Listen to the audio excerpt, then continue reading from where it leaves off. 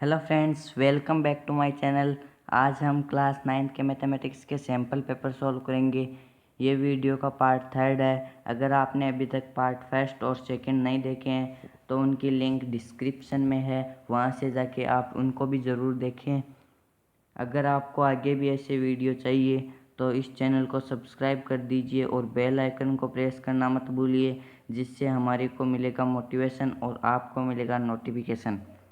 तो आइए friends, start करते हैं।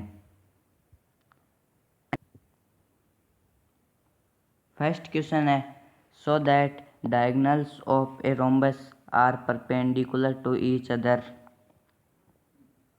हमें ये प्रूव करना है कि जो डायगोनल होते हैं रोम्बस के वो आपस में परपेंडिकुलर होते हैं। तो इसका आंसर देखते हैं। ये एक रोम्बस है ABCD जिसका सेंटर है O, triangle AOD and triangle DOC। हम ट्राइंगल AOD और ट्राइंगल DOC को देख रहे हैं। पहले AD equal to DC given है क्योंकि ये एक रोम्बस है। DO इक्वल कॉमन है, DO जो है वो कॉमन है। AO इक्वल टू OC क्योंकि O मिड पॉइंट है। SSS congruent rule, triangle AOD congruent to triangle DOC।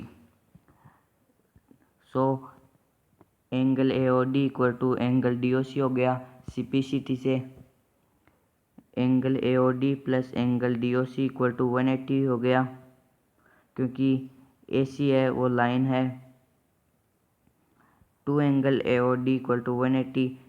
Angle DOC को हम AOD भी लिख सकते हैं क्योंकि दोनों इक्वल है, तो टू एंगल AOD हो गया। AOD इक्वल टू 90 डिग्री हो गया, तो DOC भी 90 डिग्री हो जाएगा। तो 90 डिग्री का होने का मतलब यह है कि ये दोनों परपेंडिकुलर हैं आपस में। नेक्स्ट क्वेश्चन देखते हैं 23 में। नेक्स्ट क्वेश्चन है, so that the bisector of angles of a parallelogram form a rectangle. हमें ये प्रूव करना है कि जो एंगल बाइसेक्टर होते हैं पैरेललोग्राम के वो एक रेक्टेंगल बनाते हैं। इसका आंसर देखते हैं। ये एक पैरेललोग्राम है, ये इसके बाइसेक्टर हैं। ये बीच में जो फिगर बन रही है हमें ये प्रूव करना है कि ये फिगर रेक्टेंगल है। Angle DAS plus angle ADS equal to half angle A and half angle D। क्योंकि जो ये लाइंस हैं ये एंगल बाइसेक्टर हैं, तो इनके दोनों तरफ के जो एंगल होंगे वो इक्वल होंगे, हाफ होंगे। Half angle A plus angle D equal to half into 180 equal to 90 degree. Half into 180 हो गया तो 90 डिग्री आ जाएगा। Angle DAS plus angle ADS plus angle DS equal to 180 हो जाएगा क्योंकि DSA एक ट्रायंगल है, तो ट्रायंगल के अंदर का एंगल्स का सम 180 होता है। एंगल DAS और एंगल ADS 90 डिग्री के दोनों मिला के 90 डिग्री प्लस एंगल DS से इक्वल टू 180 हो जाएगा। एंगल DS से इक्वल टू 90 डिग्री आ गया। Angle PSR equal to 90 degree हो गया, वर्टिकली अपोजिट है एंगल DSA के।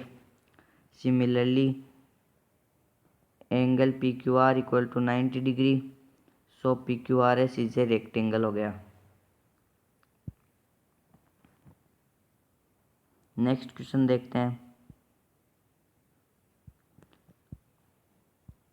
Rationalise the denominator. ये हमें इक्वेशन दी हुई है 1/7 प्लस 2 प्लस √2। इसका आंसर देखते हैं। ये इक्वेशन दी हुई थी 1/7 plus √2।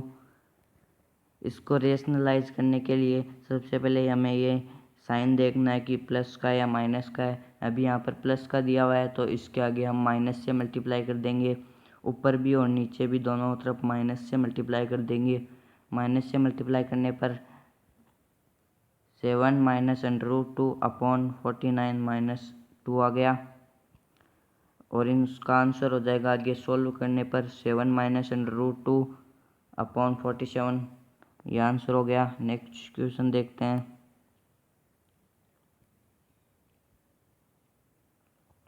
Prove that the angle subtended by an arc at the center is double the angle subtended by it at any point on the remaining part of the circle। हमें यह prove करना है कि एक जो circle होता है उसके दो पॉइंट, कहीं पर भी दो पॉइंट हैं P और Q, और उसका सेंटर है O। तो एंगल POQ होगा वो डबल होगा एंगल, रिमेनिंग जो पार्ट है सर्किल का उस पर कोई भी पॉइंट पर एंगल बना हुआ हो उसका डबल होगा। तो इसका आंसर देखते हैं। ये थ्योरम 10.8 एनसीईआरटी की जो बुक हैं उनमें 10.8 थ्योरम दी हुई है इससे रिलेटेड। तो the angle subtended bye an arc at the centre is double the angle subtended bye it at any point on the remaining part of the circle. तो ये एक सर्किल दिया हुआ है, ये एंगल, ये पॉइंट P है और ये Q है, ये O सेंटर है और A रिमेनिंग पार्ट पर कोई भी एक पॉइंट है। Angle OPA equal to angle OAP हो जाएगा एक्सटीरियर एंगल प्रॉपर्टी से।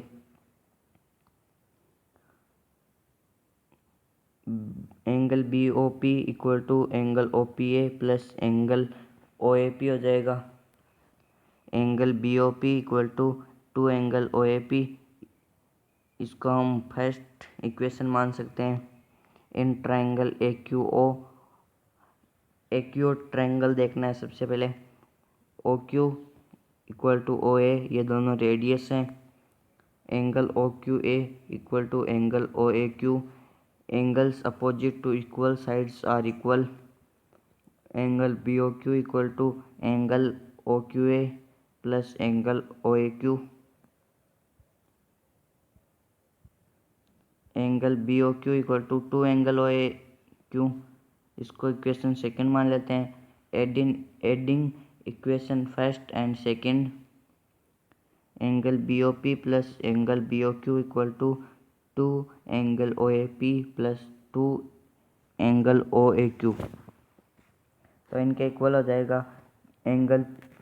जो एंगल POQ यहाँ पर लिखा है, ये क्यों लिखा है? क्योंकि ये angle BOP plus angle BOQ हैं, ये दोनों मिलके ही एंगल POQ बना रहे हैं। इनके इक्वल हो जाएगा। 2 कॉमन ले लिए यहाँ से, 2 bracket angle OAP plus angle OAQ bracket close, angle POQ equal to angle PAQ। Prove हो गया।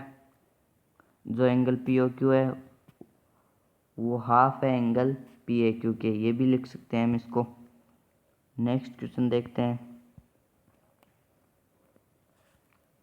Given below is the data of students वो पार्टिसिपेट इन डिफरेंट एक्टिविटीज़। हमें यहाँ पे ये डाटा दिया हुआ है। Sports, meditation, yoga, walking. ये नंबर ऑफ गर्ल्स दी हुई हैं। Sports 40, meditation 35, yoga 100, walking 120। Draw the bar graph for the given data. हमें बार ग्राफ बनाना है इस डाटा का। तो बार ग्राफ कैसे बनाते हैं? ये जो हमने बार ग्राफ बनाया हुआ है, ये डाटा दिया हुआ था हमको। स्केल के लिए हमने 1 यूनिट इक्वल टू 10 गर्ल्स, ये जो 1 यूनिट है इक्वल टू 10 गर्ल्स है, इधर नंबर ऑफ गर्ल्स है। तो ये सबसे पहले स्पोर्ट्स है, एस लिख देते हैं इसको। 40 गर्ल्स थी तो हमने यहाँ पे 40 बना दिया। मेडिटेशन इसको एम लिख देते हैं 35, वो योगा का वाई लिखते हैं, और योगा का है 100, वॉकिंग का है 120। ऐसे बनाएंगे बार ग्राफ। इधर एक्स एक्सिस लेना है और इधर वाई एक्सिस लेना है। नेक्स्ट क्वेश्चन देखते हैं।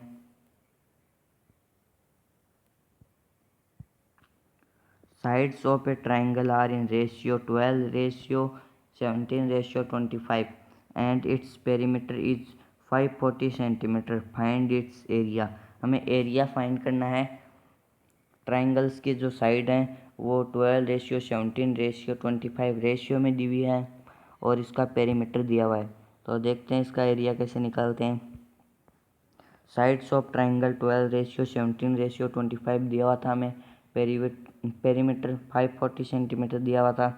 तो हम जैसे ही हमको ये साइड्स हैं ये रेशियो में दी हुई हैं तो हम इनको x मान लेते हैं। 12x + 17x + 25 ये तीनों साइड्स का जो सम है वो पेरीमीटर हो जाएगा इक्वल टू 540 सेंटीमीटर है पेरीमीटर। 54x = 540 centimetre. x = 10 आ गया। 10 आ गया। x = तो हमें साइड्स फाइंड करनी थी। तो 12 × 10 120। दूसरी side 17 × 10 170 centimetre. 25 × 10 = 250 centimetre. Area of triangle √S S - A S - B S - C। S क्या है? Semi perimeter. सेमी पेरीमीटर का फॉर्मूला क्या होता है? A + B + C/2। Semi perimeter आ गया अपने पास 270 सेंटीमीटर। सेमी पेरीमीटर 270 सेंटीमीटर था तो हम इनकी वैल्यू को फॉर्मूले में रख देंगे। तो इससे आंसर आ जाएगा 9000 सेंटीमीटर स्क्वायर। ट्रायंगल का एरिया पूछा था, ये आ गया अपने पास। नेक्स्ट क्वेश्चन देखते हैं।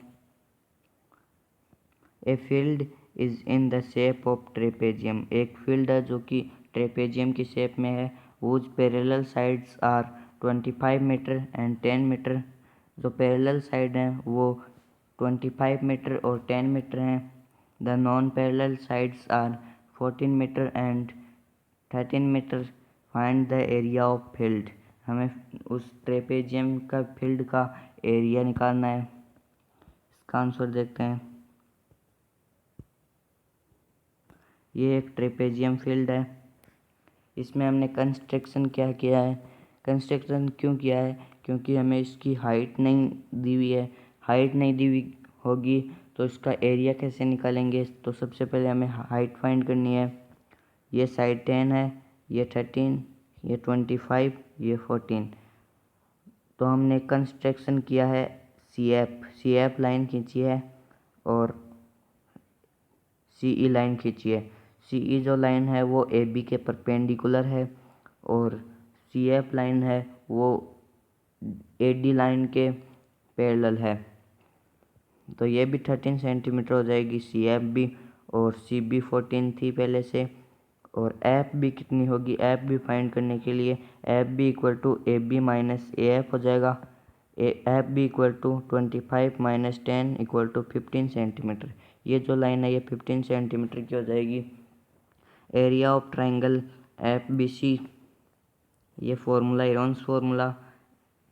सेमी पेरीमीटर 21 मीटर आ गया। तो इसकी वैल्यू को फॉर्मूले में पुट करने के बाद 84 मीटर स्क्वायर इसका आंसर आ गया।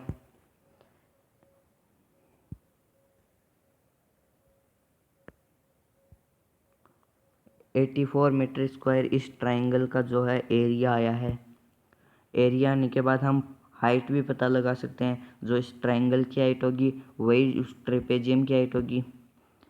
हाइट पता लगाने के लिए दूसरा फॉर्मूला है एरिया निकालने का, वो पुट करेंगे 1/2 इंटू बेस इंटू हाइट।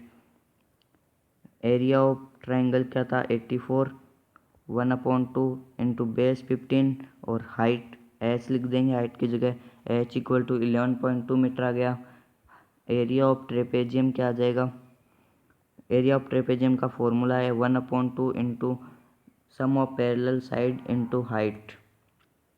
तो इसको वैल्यू को फॉर्मूले में पुट करने के बाद 196 मीटर स्क्वायर इसका आंसर आ जाएगा। नेक्स्ट क्वेश्चन की तरफ चलते हैं। Question 28। If x + y + z = 0। अगर x + y + z 0 है तो हमें यह दिखाना है कि x³ + y³ + z³ = 3xyz होगा। ये प्रूव करना है अपन को। ये इक्वेशन दी हुई थी अपने पास। हमें पता है कि x cube plus y cube plus z cube minus 3xyz ये एक आइडेंटिटी है। इसके इक्वल हो जाएगा x bracket x plus y plus z bracket close bracket x square plus y square plus z square minus x y minus y z minus z x bracket close. ये एक identity है, हमें पता है। Identity से x cube plus y cube plus z cube minus 3xyz हमें equation दी हुई थी इक्वल टू 0। तो इससे ये जो एक्स माइनस 3xyz है ये इक्वल टू के उधर चला जाएगा। तो प्रूव हो गया x cube plus y cube plus z cube equal to 3xyz। यही पूछा था। नेक्स्ट क्वेश्चन की तरफ चलते हैं। Draw the graph of the following linear equation in two variable. ये जो इक्वेशन है इसका टू वेरिएबल में हमें ग्राफ बनानी है।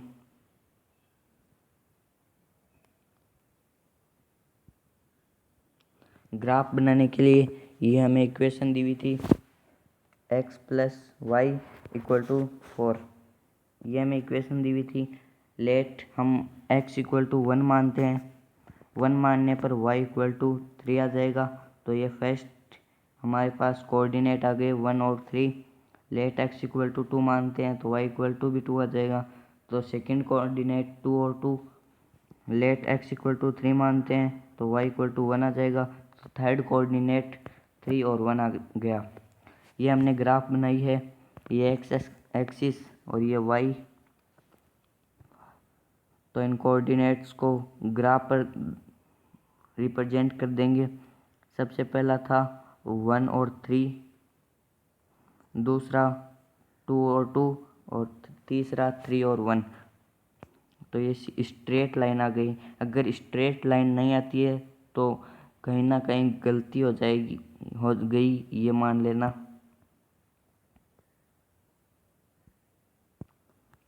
The length, breadth and height of a room are 5 meter, 4 meter and 3 meter respectively. Find the cost of whitewashing the walls of the room and the ceiling. Walls और ceiling इन दोनों के white washing का cost rate क्या है 7.50 पर metre square है। तो इसका पहले चारों वॉल्स का एरिया निकालेंगे और बाद में सीलिंग का निकालेंगे। उन दोनों को ऐड करेंगे और फिर ये जो रेट दी हुई है इसको मल्टीप्लाई करेंगे जो एरिया है उससे। आंसर देखते हैं। L 5 मीटर दिया हुआ था, B इक्वल टू 4 मीटर दिया हुआ था, H 3 मीटर दिया हुआ था। एरिया ऑफ 4 वॉल्स क्या जाएगा 2H L plus B। Curved surface area के इक्वल ही होता है 4 वॉल्स का एरिया। फॉर्मूले में जो वैल्यू पुट करेंगे उसके बाद 54 मीटर स्क्वायर चारों वॉल्स का एरिया आ जाएगा। एरिया ऑफ सीलिंग जो है वो रेक्टेंगल की शेप में होती है तो L into B 20 metre square आ जाएगा। टोटल एरिया दोनों को ऐड करेंगे 54 plus 20 equal to 74 metre square आ जाएगा। कॉस्ट क्या होगी हमें रेट दी हुई थी 7.50।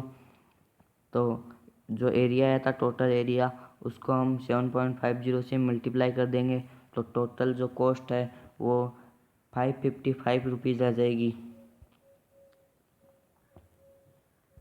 नेक्स्ट क्वेश्चन देखते हैं। The volume of A right circular cone is 9856 centimetre cube. ये हमें वॉल्यूम दी हुई है। If the diameter of the base is 28 centimetre find height of the cone curved surface area of the cone. ये दोनों हमें find करने हैं। पहले हाइट को कोन की हाइट फाइंड करनी है और फिर CSA फाइंड करना है। CSA मतलब कर्व्ड सरफेस एरिया। ये फाइंड करने के लिए वॉल्यूम दी हुई है 9850 सेंटीमीटर क्यूब। डायमीटर दिया हुआ था 28 सेंटीमीटर। डायमीटर 28 है तो रेडियस आ जाएगी 14 सेंटीमीटर। डायमीटर का हाफ होता है फाइंड एच, फर्स्ट जो है उसमें एच फाइंड करना है, हाइट। तो वॉल्यूम का फॉर्मूला क्या आता है, V equal to 1/3 pi r square h. ये फॉर्मूला वॉल्यूम का होता है। फॉर्मूले में वॉल्यूम वैल्यू पुट करेंगे 9856 equal to 1/3 into 22/7 into 14 into 14 into h. H height है, एच आ जाएगा 48। इसको सोल्व करेंगे आगे तो एच 48 आ जाएगा, 48 मीटर। अभी इसका सी एस से यानी कि कर्व्ड सरफेस एरिया निकालेंगे। कर्व्ड सरफेस एरिया का फॉर्मूला होता है पाई आर एल। एल क्या होती है, स्लैंट हाइट। स्लैंट हाइट का फॉर्मूला है l equal to √r square plus h square. फॉर्मूले में वैल्यू पुट करेंगे तो एल इक्वल टू 62 सेंटीमीटर आ जाएगा। सी एस आ जाएगा, पाई है 22/7 इंटू 14 इंटू 62। तो सी एस आ जाएगा 2768 सेंटीमीटर स्क्वायर। तो फ्रेंड्स यही थे आज के कुछ क्वेश्चंस। अगर आपको वीडियो अच्छी लगी हो तो नीचे जो लाइक का बटन है उसे दबाना मत भूलिएगा। मिलते हैं नेक्स्ट वीडियो में, तब तक के लिए नमस्कार, बाय बाय।